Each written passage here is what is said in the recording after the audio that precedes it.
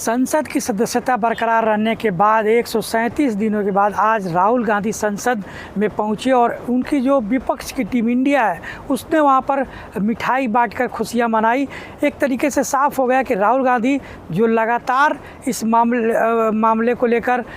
निशाने पर थे, अब वो संसद में आ गए और कल 8 तारीख को जब अविश्वास प्रस्ताव मणिपुर पे लाए गए अविश्वास प्रस्ताव पे चर्चा होगी तो उसकी शुरुआत लोकसभा में राहुल गांधी कर सकते हैं, क्योंकि राहुल गांधी मणिपुर जा चुके हैं, मणिपुर के हालातों से वो वाकिफ़ हो चुके हैं और उसका जो एक अनुभव है वो कल अविश्वास प्रस्ताव में चर्चा करने पर राहुल गांधी रख सकते हैं और बता सकते हैं कि किस तरीके के हालात मणिपुर में हैं। और विपक्ष ये चाहता था कि राहुल गांधी की जो एंट्री है संसद में वो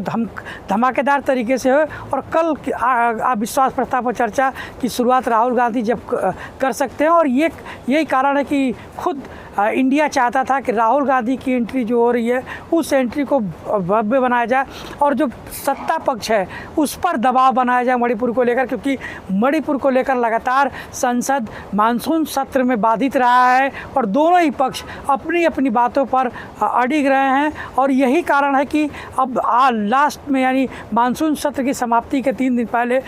मणिपुर को लेकर जो चर्चा होगी उस चर्चा के बाद अविश्वास प्रस्ताव पे वोटिंग होगी। ये पहले से तय है कि इस वोटिंग में एनडीए भारी है, क्योंकि एनडीए के पास बहुमत पहले से है, लेकिन क्योंकि अविश्वास प्रस्ताव विपक्ष की तरफ से लाया गया है इसलिए विपक्ष ये चाहेगा कि सरकार को कई तरीक़ों से घेरा जाए, सरकार को मजबूर किया जाए कि वो मणिपुर पे कोई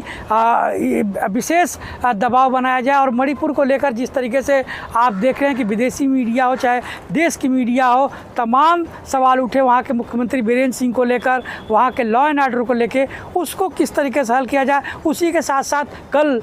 मणिपुर में जो एनडीए के एक समर्थक दल कुकी थे, कुकी वो अलायंस से बाहर हो गए, यानी साफ है कि अभी भी मैतेई और कुकी के बीच की जो वहाँ खाई है वो इतनी गहरी हो चुकी है कि अब एक दूसरे के ऊपर उनको विश्वास नहीं रह गया। तो ये एक चुनौती है एनडीए के लिए, मोदी के लिए भी, कि वो किस तरीके से अविश्वास प्रस्ताव को पर चर्चा करते हैं। और राहुल गांधी के लिए एक तरीके का मौका है कि वो संसद में जब उनकी वापसी हुई है 137 दिनों के बाद, वो उस वापसी को धमाकेदार तरीके से रखें, धमाकेदार तरीके से अपनी उपस्थिति को दर्ज कराएं और सरकार को मजबूर करें कि वो मणिपुर पर जो है वो बात करने पर मजबूर हो जाए जो विपक्ष लगातार कह रहा है, जो विपक्ष लगातार सरकार से चाहता है।